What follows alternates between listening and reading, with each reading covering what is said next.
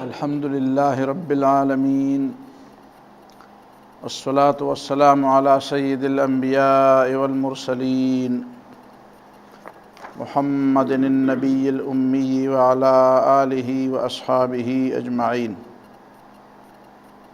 اما بعد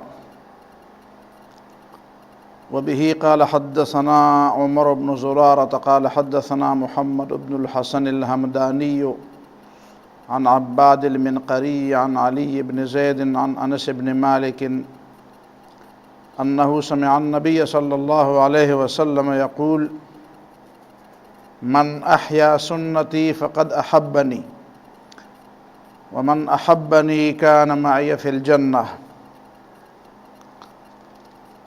وعن سعید بن المسیب قال قال انس رضی اللہ تعالی عنہ قال لی رسول اللہ صلی اللہ علیہ وسلم یا بنی ان قدرت ان تصبح وتمسی وليس في قلبك غش لأحد فافعل ثم قال لي يا بني وذلك من سنتي ومن أحيا سنتي فقد أحبني ومن أحبني كان معي في الجنة رواہ البخاری۔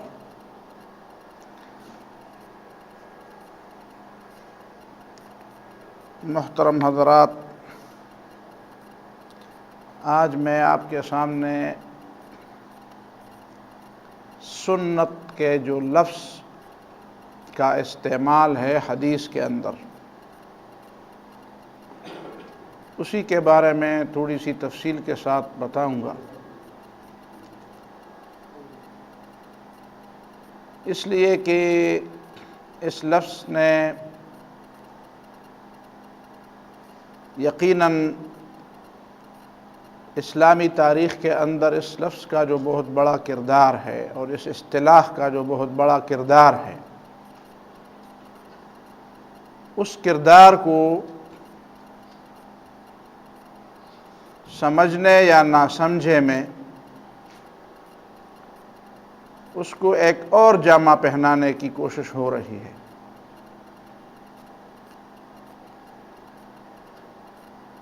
اور وہ بات یہ کہ سنت کا لفظ نبی صلی اللہ علیہ وسلم کی پوری پیغمبرانہ زندگی کو حاوی ہے۔ ہمارے پاس دو چیزیں ایسی ہیں جو مستند ہیں اور جس سے ہم رہنمائی لیتے ہیں اور اسلامی زندگی کی وہ بنیادیں ہیں، اگرچہ ان دونوں کا مآل اور رجع ایک چیز کی طرف ہے، لیکن بظاہر وہ دو نظر آتی ہیں، ایک ہے کتاب اللہ اور ایک ہے سنت رسول اللہ۔ لیکن اس معاملے کو جو بالکل کھلا ہوا اور رات کے وقت بھی دن کی طرح چمکتا ہوا معاملہ ہے، بالکل واضح، بیضاء نقیہ، صاف ستھرا، بے غبار بات ہے، اسی بے غبار بات کو گردآلود کیا جا رہا ہے اور اس کے اوپر عجیب قسم کے پردے ڈالے جا رہے ہیں تاکہ لوگوں کے لیے دین کی بنیاد مشکوک ہو جائے، اور یا کم از کم اسے کسی حد تک لوگوں کی نظروں سے اوجھل رکھا جائے۔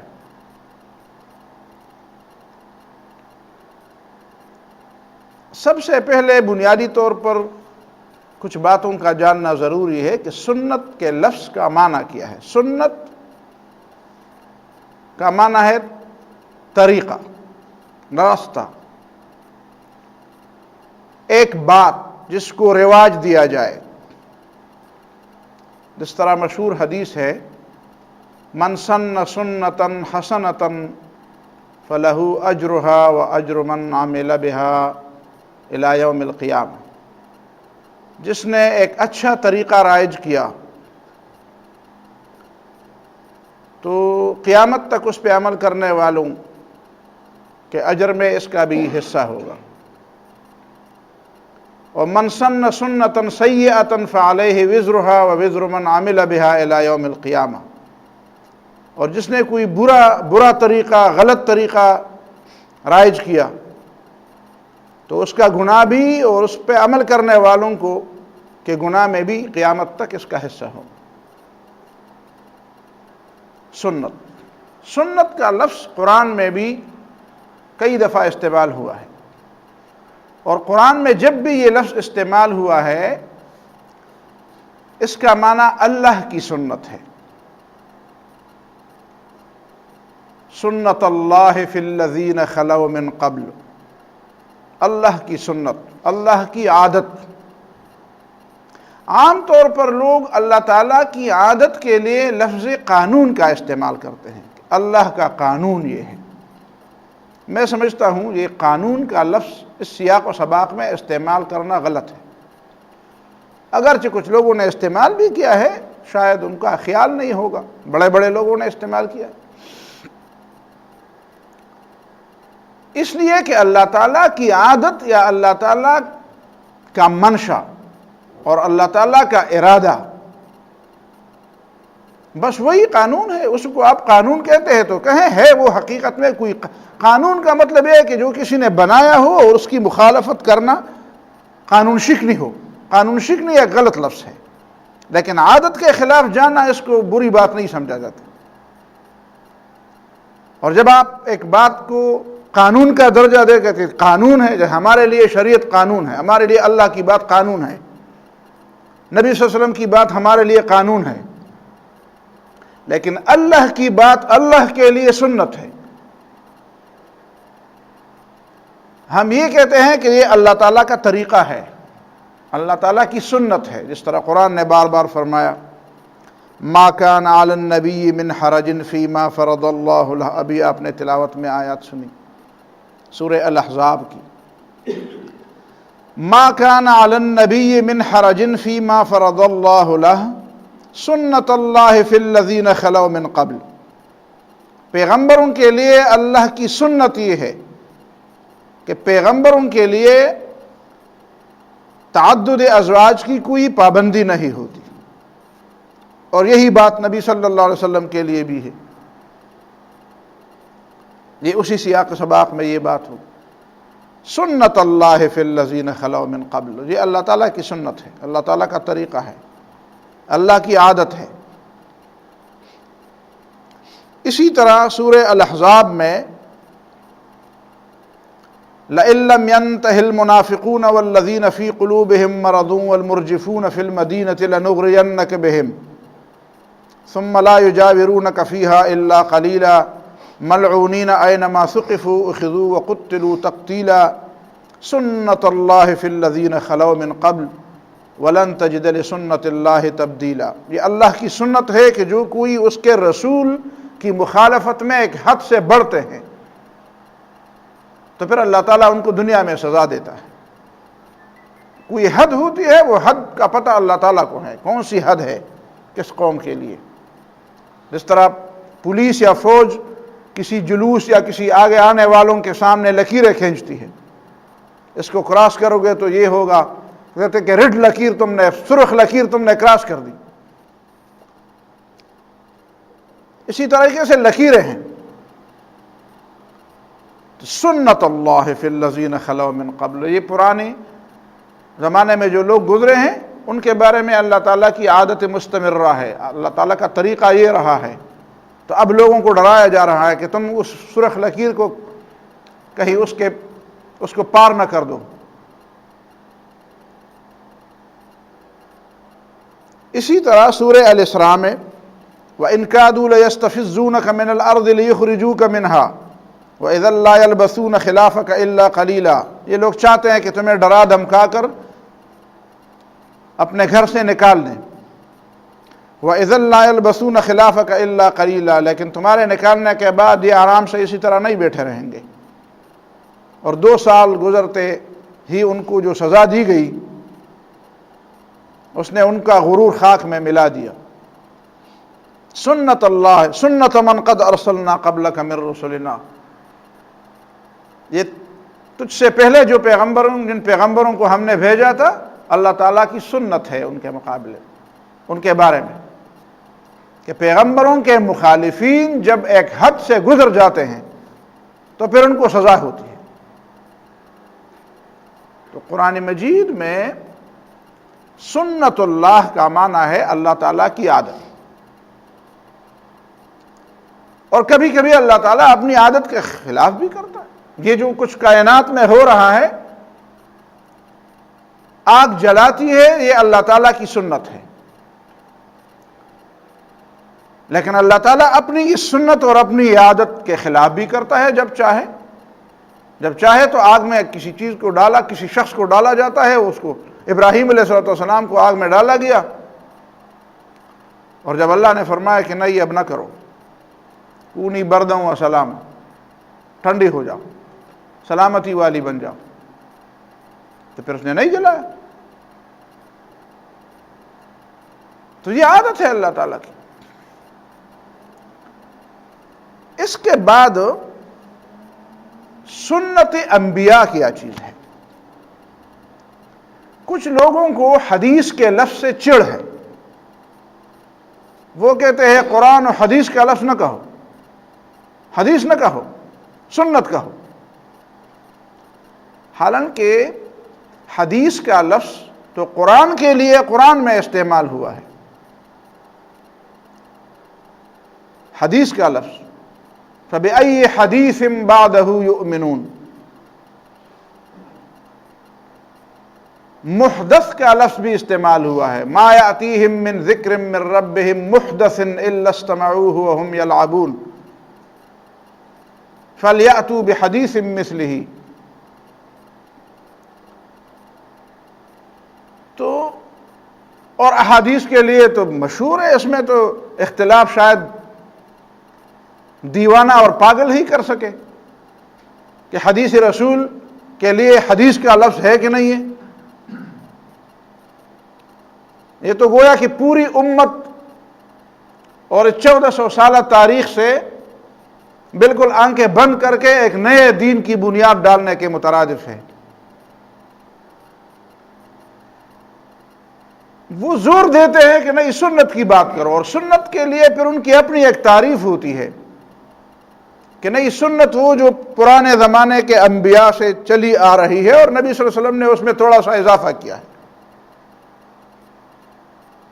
حالانکہ پرانے زمانے کے انبیاء علیہم السلام کی باتوں کے لیے سنت کا لفظ کسی حدیث میں نہیں ہے۔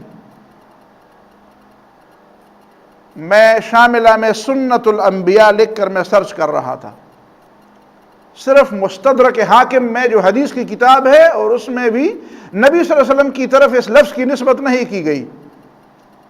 نجاشی رحمہ اللہ رضی اللہ تعالی عنہ، اصحم بن ابجر جو حبش کا بادشاہ تھا، اس کی طرف اس کی نسبت کی گئی ہے کہ جب نبی صلی اللہ علیہ وسلم کے فرمان کے مطابق انہوں نے ام حبیبہ رضی اللہ تعالی عنہ کا نکاح نبی صلی اللہ علیہ وسلم سے خود پڑھوایا، خود پڑھا نکاح، خود اس نے اپنے دربار میں، نجاشی نے اپنے شاہی دربار میں نبی صلی اللہ علیہ وسلم کا نکاح پڑھایا، نبی صلی اللہ علیہ وسلم کی طرف سے وکیل بن کر ام حبیبہ رضی اللہ تعالیٰ عنہ کا نکاح 400 دینار مہر مقرر کر کے۔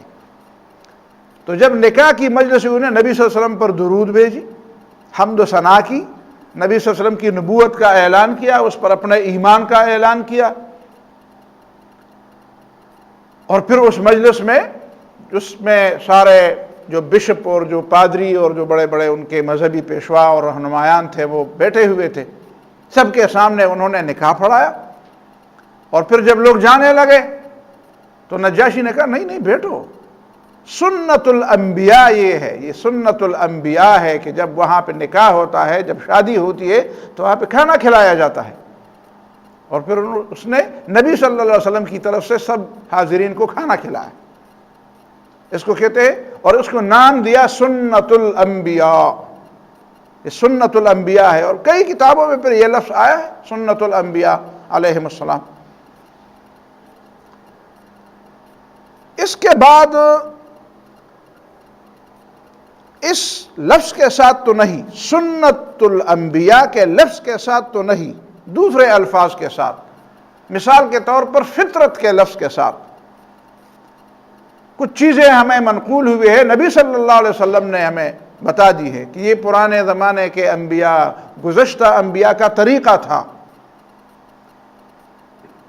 ایک جگہ فرمایا خمس من الفطرہ، 5 چیزیں ہیں جو فطری تقاضے ہیں، فطری تقاضے، ان کو پورا کرنا فطرت کا تقاضا ہے۔ اور ایک حدیث میں اس میں مزید اضافہ ہے کہ 10 ہیں، 10 من الفطرہ، 10 باتیں ہیں جو وہ فطرت کے، اس کو آپ سنت انبیاء کہہ سکتے ہیں۔ وہ کیا ہے؟ وہ ہے الختان، جس کو ہم ختنہ کہتے ہیں۔ اور ختنے کا تصور بھی اس موجودہ عرب کے علاقوں میں کچھ عجیب ہے، لیکن وہ اس کا اسلام سے کوئی تعلق نہیں ہے جو ختنے وہ کہتے ہیں، جن علاقوں میں کچھ رواج ہے۔ یہ وہ ختنہ ہے جو ہمارے ہاں جس کا رواج ہے۔ استحداد، استحداد کا معنی یہ ہے کہ جو خفیہ طور پر جو بال اگتے ہیں ان کا کسی استرے، کسی تیز دھار والی چیز کے ذریعے اس کو صاف کرنا۔ اور نتف الابط، بغل میں جو بال اگتے ہیں ان کو کھینچنا، ان کو کھینچ کر اتارنا، یہ طریقہ ہے۔ اس طرح سے ان کو کاٹنا حرام نہیں ہے، لیکن درست طریقہ اس کا یہ ہے کہ اس کو نکالا جائے اسی طرح۔ نتف وہ ایک چیز ہوتی تھی، اس کو مجھے نہیں معلوم اردو میں اس کا کیا نام ہے، پشتو میں ہم اس کو نسے کہتے تھے، نسے، مسنا، نہیں موچنا، ہاں نوچنا تو ہاتھوں سے اس کو کہتے ہیں، اور موچنا وہ چیز ہے، اس چیز کا نام جس سے پکڑ کر آپ اس طرح اس کو کہتے ہیں، نسے۔ تو نوسات عربی زبان میں زلفوں کو کہتے ہیں، نوسات۔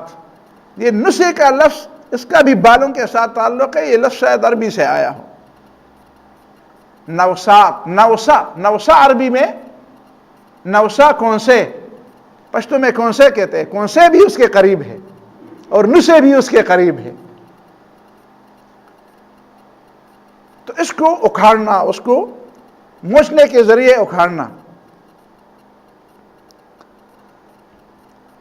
اور قص الشارب، مونچھوں کو کاٹنا۔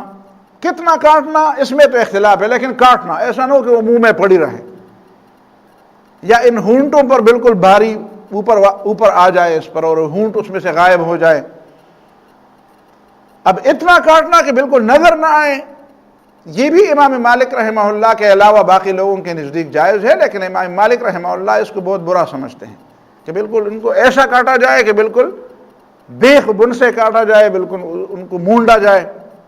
امام مالک کے علاوہ باقی لوگ درست سمجھتے ہیں، لیکن امام مالک اس کو نامناسب سمجھتے ہیں۔ تقلیم الاظفار، ناخن کاٹنا، کچھ لوگ اس کو منہ سے کاٹتے ہیں، بہت غلط بات ہے۔ کسی دھار والی چیز سے کاٹنا، عورتوں کے لیے بھی ہے، مردوں کے لیے بھی ہے۔ ایسا نہ ہو کہ وہ اتنی جنگلیوں کی طرح اتنے لمبے لمبے ناخن چھوڑیں۔ 15 دن تک ان چیزوں کو کرنا ضروری ہے، اور 40 دن تک نہ کرنا پھر حرام ہے۔ 15 دن میں ایک دفعہ یہ کاٹنا، یہ سنت ہے، طریقہ ہے۔ 40 دن تک، اور 40 دن گزر جائیں اور نہ کاٹے تو آدمی حرام کا مرتکب ہو جاتا ہے۔ یہ پھر تفصیلات فقہ کی کتابوں میں پڑھیں۔ اعفاء اللحیہ، داڑھی بڑھانا، داڑھی چھوڑنا، داڑھی رکھنا، اور اس کی بھی بڑی تفصیلات۔ سواک، مسواک کرنا، مسواک کرنا۔ استنشاق الماء، ناک میں پانی ڈالنا صفائی کے لیے۔ جو لوگ مغربی ممالک میں کہیں رہے ہوں ان کو پتہ ہوگا کہ وہاں کے بچوں کو منہ میں پانی، ناک میں پانی ڈالنا، اور خاص کر ناک کو پونجنا جس کو کہتے ہیں، سنول جو ہوتا ہے، فون داسی چیز خرس و لور کی، اس بات کو وہ نہیں سمجھتے، ان کو نہیں طریقہ نہیں آتا. کئی بچوں سے ہم نے پوچھا، پتہ نہیں ان کو سمجھایا نہیں گیا. حالانکہ یہ ناک پونجنا، اس میں پانی ڈال کر صبح کے وقت خاص کر اس میں آپ پانی ڈالیں اور کھینچے اوپر، اگر آپ روزے سے نہ ہو تو کھینچے اور پھر اس کو بالکل خوف کرے تو آدمی کا ایسا ہوتا ہے کہ اس طرح دماغ کے کئی رگ اور کئی دروازے کھل گئے. جی 14 طبق روشن ہو جاتے ہیں، یقیناً روشن ہو جاتے ہیں. آپ بھی سمجھتا ہے کہ تالے لگے تھے اور تالے کھل گئے. تو میں حیران ہوں کہ جو لوگ اس طرح نہیں کرتے وہ دن کیسے گزارتے ہیں. ہمیں تو آدمی سوچ نہیں سکتا کہ ان کے اوپر یہ سارا ماحول اور یہ پوری دنیا ان کے لیے ایک جیلخانہ بنی ہوگی، اس لیے کہ ذہن اور فکر بالکل نہیں کھلتا، طبق روشن نہیں ہوتے. یہ سنت انبیاء ہے، اس میں پانی ڈال کر کھینچے اور پھر پریشر کے ساتھ نیچے پھینکے، چھوڑے نیچے. یہ سنت ہے. غسل البراجم، یہ بندوں کا دھونا. ہمیں ہاتھ دھونے کا طریقہ بھی نہیں آتا. میرے خیال میں آج کل یورپ والوں کو ابھی ہوش آیا ہے، ابھی وہ ہاتھ دھونے کے طریقے ہمیں بتا رہے ہیں، لوگوں کو سمجھا رہے ہیں. یونیسیف والے یا بہرحال WHO والے، وہ کہتے ہیں ہاتھ دھونا بڑا. کل مجھے ایک اسٹوڈنٹ نے لطیفہ سنایا. یہاں سے کوئی شخص آدمی گیا تھا وہاں پہ امریکہ میں، کسی نے اس کو، ڈاکٹر نے اس کو سمجھایا کہ بھئی ہاتھ دھونا بڑا ایسا ہے. اس نے کہا کیسے دھوتے ہیں؟ کہتے ہیں یہ تو ہمارے سینکڑوں سال سے باپ دادا دھوتے رہے، آپ نے اب سیکھ لیا ہے، آپ کو ابھی اس کا پتہ چل گیا ہے. تو میرے ذہن میں یہ بات آئی کہ ابھی تو یہ بیچارے ہاتھ دھونے پر ابھی سمجھ گئے ہیں. ابھی تو وضو اور پھر اس کے بعد طہارت اور پھر نماز اور یہ ساری چیزیں تو بڑی دور کی بات ہے. ابھی ان بیچاروں نے صرف ہاتھ دھونا سیکھ لیا ہے. ہاتھ دھونا. غسل البراجم، یہ جو ہاتھوں میں جو جینٹ ہوتے ہیں، جس کو آپ اس طرح کریں گے تو اس میں درمیان میں شاید میل کچیل رہے. اگر آپ اس طرح کر کے تو پھر شاید اس میں وہ میل، آپ اس طرح دھوئیں گے اس کو کہ اس کو خوب مس لیں گے، اس کو مل کر، تاکہ اس کے اندر جو میل کچیل جمع ہوا ہو وہ دھل جائے. غسل البراجم، ہم کے ہاتھ دھونے سے ہی دھل جاتے ہیں، لیکن اس کو خصوصی طور پر دھلنا اور مسلنا. اور انتقاص الماء، پانی سے استنجا کرنا. پانی سے استنجا کرنا، اس بات کو بھی ابھی تک یورپ والے نہیں پہنچے. آپ کو پتہ ہوگا کہ وہاں پہ عام طور پر ٹیشو پیپر کا استعمال ہوتا ہے، اور ٹیشو پیپر کا زیادہ بہتر استعمال وہ کرتے ہیں تو ٹوائلٹ سپرے ہوتی ہے، اسی کے اوپر وہ لگا کر اسی سے صفائی کرتے ہیں، پانی کا استعمال نہیں کرتے. اور پھر اسی سے کوئی کمبائن سمیل بھی آتی ہوگی، آپ کو اگر تجربہ ہوا ہو سمجھ میں آتی ہے بات، کہ وہ دونوں مل کر جو چیز بناتی ہیں اس کا آپ کو مشاہدہ ہو سکتا ہے. ابھی تک لوگوں کے ذہن میں یہ بات ہے. قرآن میں یہ بات آئی ہے کہ قباء، مسجد قباء والوں کے لیے خصوصی طور پر اللہ تعالیٰ نے جو طہارت کی بات کی تھی کہ فیہ رجال یحبون ان یتطہروا، وہاں پہ کچھ ایسے لوگ ہیں جو طہارت کو بہت پسند کرتے ہیں. تو جب ان سے پوچھا گیا کہ آپ کی طہارت کیسی ہے، کہتے ہیں کہ ہم ڈھیلے یا کسی پتھر سے صفائی کرنے کے بعد ضرور استنجا پانی سے کرتے ہیں. اور نبی صلی اللہ علیہ وسلم کی عام عادت، عام طریقہ یہی تھا کہ پانی کے ساتھ استنجا کرتے. یہ زیادہ طہارت والی بات ہے. تو یہ 10 چیزیں، یہ سنت الانبیاء یا فطرت کی باتیں ہیں جو پرانے زمانے کے انبیاء سے اور نبی صلی اللہ علیہ وسلم نے ان کی ہمیں تو نبی صلی اللہ علیہ وسلم نے بتائے، ہمیں تو پرانے زمانے کی کسی کتاب میں نہیں ملی. ہمیں یہ چیزیں ملی ہے تو نبی صلی اللہ علیہ وسلم کی سنت کے طور پر ہمیں ملی. ہمیں نہیں معلوم تھا، جب نبی صلی اللہ علیہ وسلم نے ہمیں نہیں بتایا، کسی کو نہیں معلوم تھا کہ یہ کسی پیغمبر کی سنت ہے. ان پیغمبروں کی ان سنتوں کو نبی صلی اللہ علیہ وسلم نے تازہ کیا. اس کے علاوہ 5 اور چیزیں ہیں جن کو بھی ایک حدیث میں سنت الانبیاء کہا گیا ہے. یعنی اس لفظ کے ساتھ تو نہیں کیا کہا گیا سنت الانبیاء کے لفظ سے، لیکن پیغمبروں کی طرف اس کی نسبت کی گئی ہے، وہ ہے النحر۔ اس کو سنت ابراہیمی کہتے ہیں، عام طور پر ہمارے ہاں بھی سنت ابراہیمی کہتے ہیں، قربانی جس کو ہم کہتے ہیں، قربانی، عید القربان جس کو ہم کہتے ہیں، عید قربان، عید الاضحیہ، عام طور پر لوگ اس کو عید الضحیٰ کہتے ہیں، وہ دوسری عید بھی ضحیٰ کے وقت ہوتی ہے۔ وفر اللحیٰ، داڑھی رکھنا، چھوڑنا، بڑھانا، سلام کرنا، مل کر السلام علیکم کہنا۔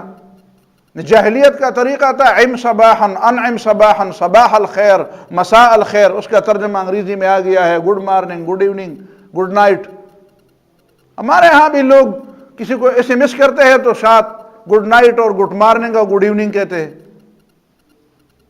صبح کا سلام، صبح کا سلام کیا ہے اور شام کا سلام کیا ہے؟ السلام علیکم کہہ دو، وہ صبح بھی ہے، بہار ہو کہ خزاں لا الہ الا اللہ۔ اسلام کی بات ہے صبح اور شام، اور بس ایک بات ہے السلام علیکم۔ یہ کون سی ہے صبح کا سلام اور شام کا سلام اور دوپہر کا سلام؟ یہ کون سی باتیں ہیں؟ مسلمانوں کی تہذیب جو ہے آہستہ آہستہ وہ دوسری تہذیب کے نیچے ضم ہو رہی ہے، کسی کو پرواہ نہیں۔ بڑے بڑے سمجھدار لوگ جب کہتے ہیں صبح بخیر، صبح بخیر، وہی صباح الخیر والی بات ہے، جاہلیت کا سلام، صبح بخیر، شام بخیر، شب بخیر۔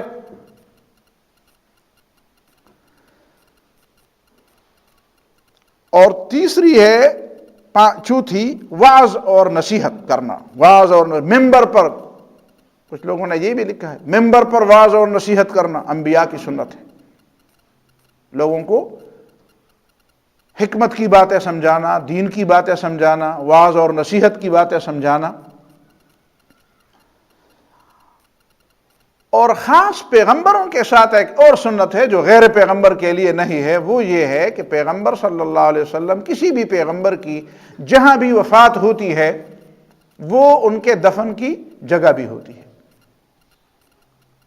پیغمبر اس لیے کہ انبیاء کے بارے میں اللہ تعالیٰ کی سنت یہ بھی ہے کہ ان سے پوچھ کر ان کی روح قبض کیا جاتا ہے، ان سے پوچھے بغیر ان کی روح قبض نہیں کی جاتی، ان کو بتایا جاتا ہے، ملک الموت بھیج کر ان سے پوچھا جاتا ہے تمہاری مرضی ہے کہ مزید کچھ دے دوں، تمہیں مہلت، وقت دے دوں، جس طرح موسیٰ علیہ السلام کو بتایا گیا، باقی پیغمبروں کو۔ تو جو پیغمبر جہاں پہ وفات پاتا ہے اور اس کی روح قبض ہوتی ہے، وہ ان کے دفن کے لیے وہ جگہ گویا کہ ان کی طرف سے مقرر ہوتی ہے۔ اسی وجہ سے حضرت عائشہ رضی اللہ تعالیٰ عنہ کے کمرے میں جب رسول اللہ صلی اللہ علیہ وسلم کی روح قبض ہوئی تو اسی کو وہاں پہ روضہ بھی بنا دیا گیا، اور آج جہاں پہ نبی صلی اللہ علیہ وسلم کا روضہ مبارکہ ہے، یہ وہی حضرت عائشہ رضی اللہ تعالیٰ عنہ ام المؤمنین کا کمرہ ہے، اور جس کے بعد پھر ان کے والد ابو بکر صدیق رضی اللہ تعالیٰ عنہ، پھر حضرت عمر رضی اللہ عنہ بھی حضرت ام المؤمنین سے اجازت چاہی تو وہیں پہ دفن۔ غلام احمد قادیانی جہاں پہ مرا تھا، اگر اس کو وہیں پہ دفن کیا جاتا تو کیا اچھا ہوتا، اس نے تو پیغمبری کا دعویٰ کیا تھا، کسی نے اس پہ شعر بھی کہا ہے۔ بہرحال یہ ایک بڑی بنیادی بات ہے کہ سنت الانبیاء، سنت انبیاء، تو کچھ یہ میں نے اس لیے آپ کے سامنے اس پوری بحث سے پہلے اسی لیے میں نے آپ کے سامنے یہ چیزیں رکھ دی کہ جو لوگ یہ سمجھتے ہیں کہ ہم نبی صلی اللہ علیہ وسلم کی کوئی حدیث ہم حجت نہیں سمجھتے، ہم سنت کو حجت سمجھتے ہیں، اور پھر سنت کا معنی یہ لیتے ہیں کہ پرانے زمانے سے انبیاء کی جو سنتیں آ رہی ہیں وہ ہمارے لیے حجت ہے، تو مجھے یہ بتایا جائے کہ وہ حجتیں آپ کو ملیں گی کہاں اور وہ ہیں کتنی۔ یہی زیادہ چیزیں ہیں، 15 چیزیں میں نے آپ کے سامنے گن دی، تو کیا ان 15 باتوں پر عمل کر کے آپ پورا دین، یہ 15 باتیں دین ہے پورا، جبکہ رسول اللہ صلی اللہ علیہ وسلم کی سنت وہ پورے کا پورا دین ہے جو عمل میں ہمارے تک پہنچا ہوا ہے۔ لہذا یہ باتیں بے علمی پر مبنی ہے، اگر کوئی علم کے حوالے سے ان باتوں کو مسلمانوں کے سامنے رکھتا ہے تو ظاہر ہے وہ مسلمانوں کو دھوکہ دیتا ہے۔ فقہاء نے سنت رسول صلی اللہ علیہ وسلم کی جو تعریف کی ہے اس میں چونکہ حدیث میں سنت کا لفظ نبی صلی اللہ علیہ وسلم کی طرف بھی اس کی نسبت کی گئی ہے، علیکم بسنتی، میری سنت کو پکڑو، میری سنت کو لازم پکڑو، اس پہ عمل کرو، اور سنت الخلفاء الراشدین کا لفظ بھی ہے، علیکم بسنتی و سنت الخلفاء الراشدین، خلفاء راشدین کی سنت کو پکڑو۔ لہذا سنت کا جو ترجمہ اصول فقہ کے لوگوں نے کیا ہے، اصول فقہ میں تو بے شمار کتابیں ہیں، لیکن اصول فقہ جو حنفی اصول فقہ ہے، اس طرح اصول بزدوی، اصول سرخسی، اصول شاشی، اور یا فقہ کی جو کتابیں ہیں بحر الرائق اور شامی وغیرہ، ان لوگوں نے سنت کی جو تعریف کی ہے وہ ہے الطریقۃ المسلوکۃ فی الدین، الطریقۃ المسلوکۃ فی الدین، وہ طریقہ جو دین میں رواج پا گیا ہے، جو دین میں رائج کیا گیا ہے، دینی معاملہ، دین پر عمل کرنے کا رائج طریقہ، یہ ہے سنت۔ سنت مطلقاً جب ذکر کیا جاتا ہے تو اس سے مراد یہ ہوتا ہے۔ کئی چیزیں ایسی ہیں جو ہمیں احادیث سے، قولی احادیث سے ملی ہے، درس میں وہ باتیں ہم نے سنی ہیں، کسی عالم سے ہم نے سنی ہیں، کسی کتاب میں ہم نے پڑھی ہیں، لیکن کتنی چیزیں ایسی ہیں جن کو ہم نے خود اپنے سر کے آنکھوں سے دیکھا ہے، ہم نے جب ہوش سنبھالا ہے تو ہم وہ چیزیں دیکھ رہے ہیں۔ آپ کسی مسلمان سے پوچھیں کہ آیا اس نے آذان کسی کتاب سے سیکھی ہے، یا کسی مولوی صاحب نے آذان کے کلمات سنا کر ان کو سمجھایا ہے، یا جب سے وہ پیدا ہوا ہے اور اس نے ہوش سنبھالا ہے وہ مسجد سے آذان کی آواز سنتا ہے؟ آذان لوگوں کو، مسلمانوں کو کیسے پہنچی؟ وہی الطریقۃ المسلوکۃ فی الدین ہے۔ یہ مسجد ہے، یہ نماز ہے، یہ نکاح، یہ رمضان، یہ حج، یہ زکوٰۃ، یہ اسلام کی یہ نکاح، یہ حرام و حلال، یہ پردہ، یہ زکوٰۃ کی باتیں، یہ حرام و حلال کی باتیں، یہ باتیں لوگوں کو، عام مسلمانوں کو کیسے پہنچی ہیں؟ یہ ہے وہ سنت رسول صلی اللہ علیہ وسلم۔ لیکن کچھ لوگ سمجھتے ہیں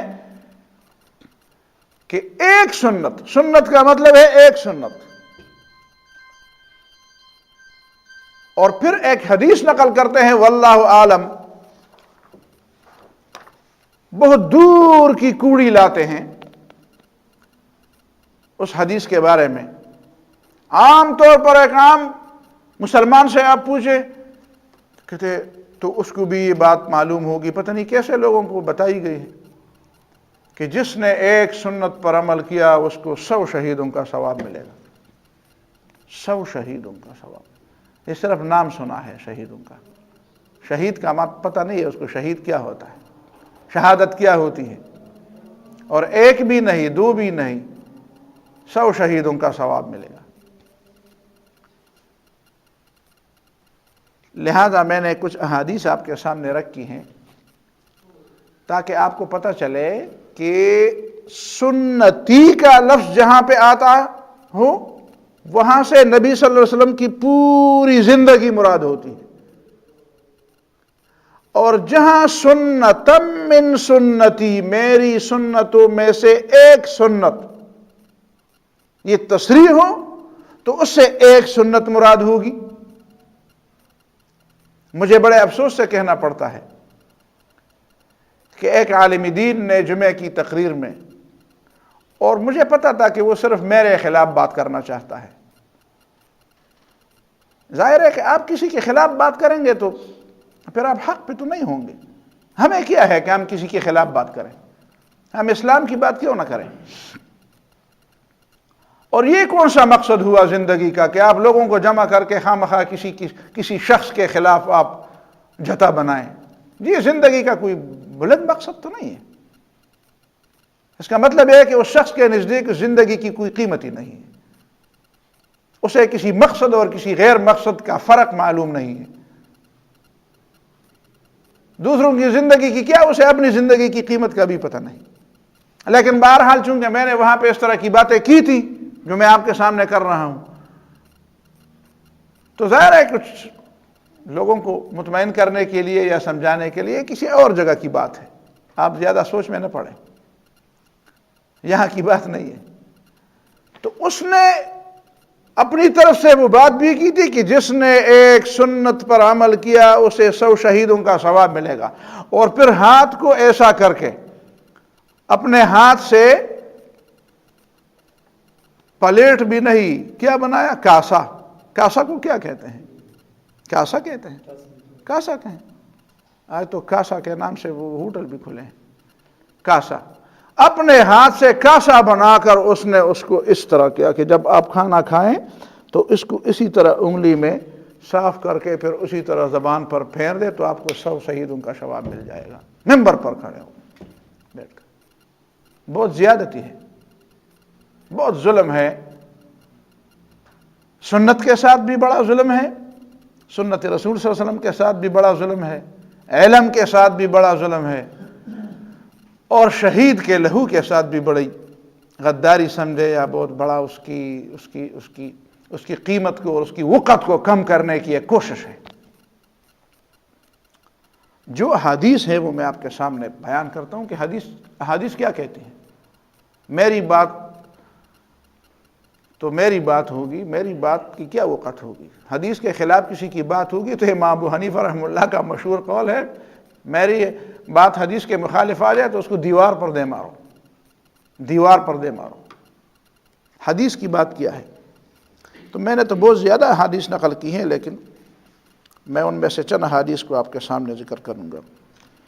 انس رضی اللہ تعالیٰ عنہ کی روایت ہے کہ نبی صلی اللہ علیہ وسلم نے مجھے فرمایا، بیٹے ان قدرت ان تصبح و تمسی ولیس فی قلبک غش لاحد، اگر صبح بھی ہو شام بھی ہو اور تیرے دل میں کسی کے لیے کوئی کوٹ نہ ہو، حسد نہ ہو، کینہ نہ ہو، بغض نہ ہو، دشمنی نہ ہو، ففعل، تو یہ کام ضرور کر لو، اگر تمہارے بس میں ہو تو یہ ضرور کر لو، اپنا سینہ صاف رکھو۔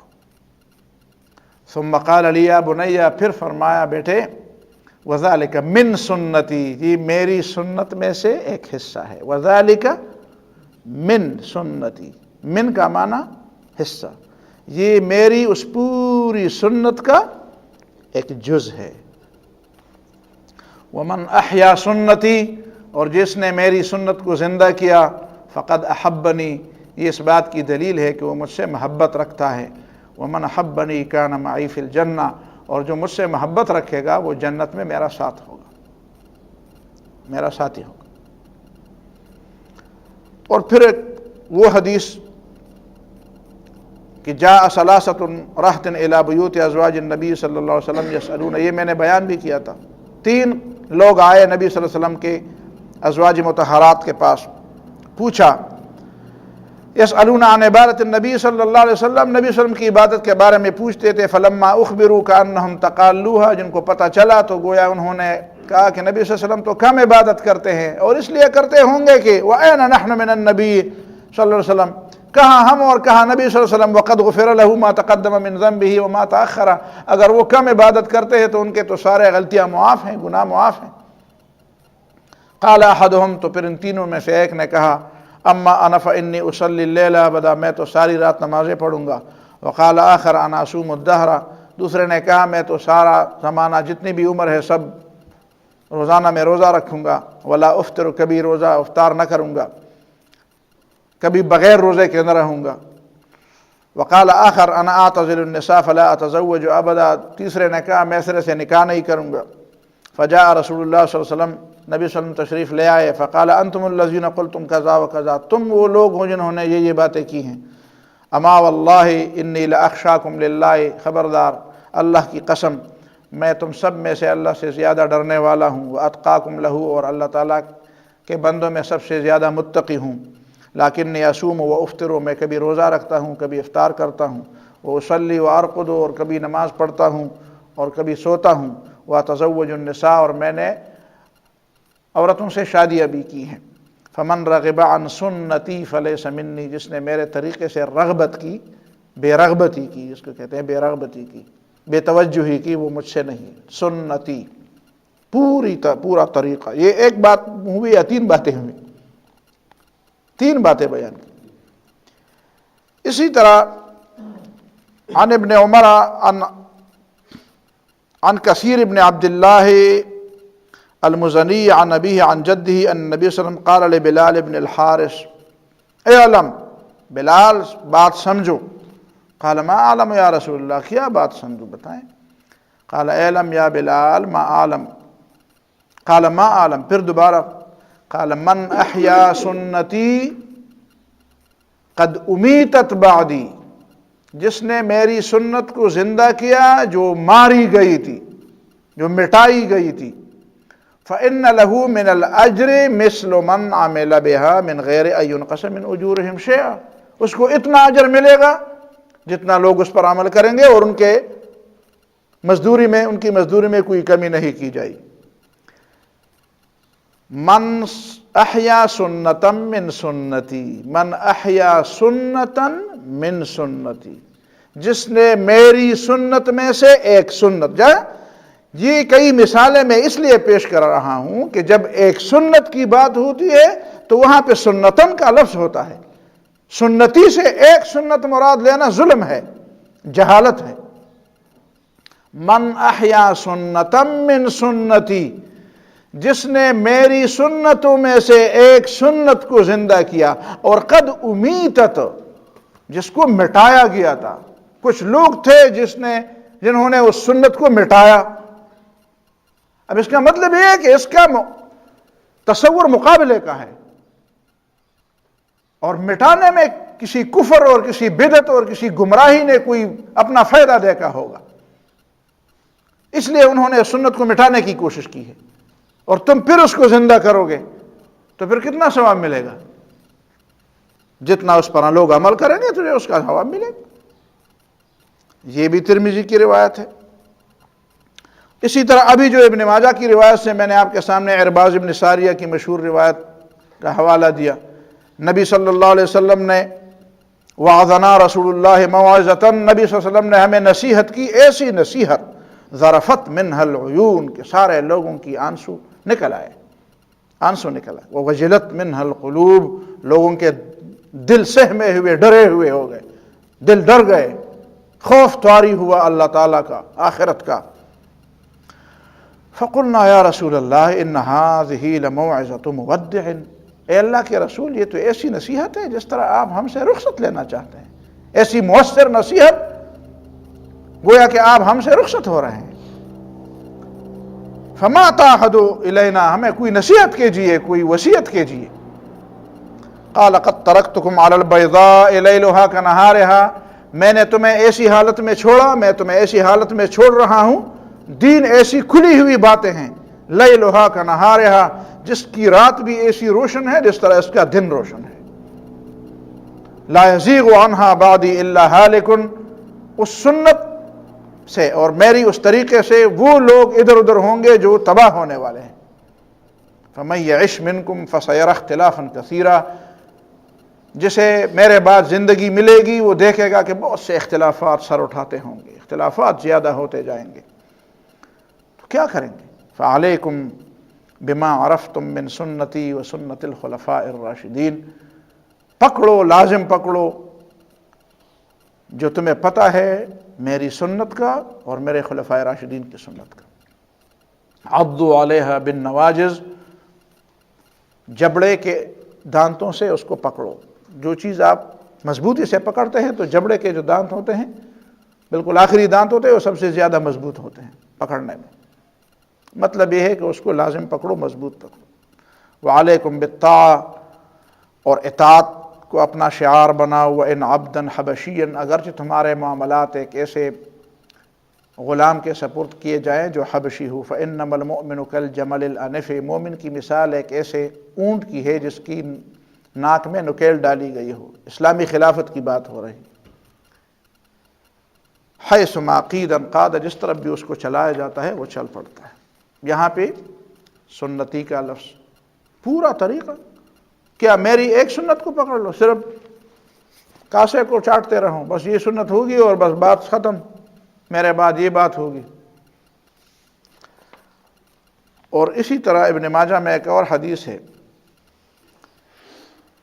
وہی عبد کثیر ابن عبداللہ کی، آبی جدی، من احیا سنتم من سنتی، جس نے میری سنتوں میں سے ایک سنت کو زندہ کیا، فعامل بها الناس، تو سارے لوگ اس پر عمل کرنے لگے، کان له مثل اجر من عامل بها، تو اس کو بھی وہ اجر بھی ملے گا جس پر دوسرے لوگ عمل کرتے ہیں، اور ان کو جو اجر ملتا ہے اس میں سے اس کا بھی حصہ ہوگا، لا ينقص من اجورهم شيئا، ومن ابتدع بدعة فعمل بها، اور جس نے اپنی طرف سے دین میں کوئی بات نکالی تو کان علیہ اوزار من عمل بها، تو سارے لوگوں کے بوجھ بھی اس کے اوپر ہوں گے، لا ينقص من اوزار من عمل بها شيئا، لیکن ان کے بوجھ بھی کم نہیں ہوں گے۔ یہ پورے احادیث انشاءاللہ میں اگلے ہفتے آپ کے سامنے پھر ان چیزوں کو رکھوں گا، اور جو اصل بات میں نے آپ سے کرنی تھی اور اس کی جو تفصیلات ہے وہ بھی انشاءاللہ العزیز بیان کروں گا۔ فی الحال اس بات کو اس جگہ پہ چھوڑ دیتے ہیں۔ اقول قولی ھذا واستغفر اللہ لی ولکم ولسائر المسلمین واستغفروہ انہ هو الغفور الرحیم۔ اللہم ربنا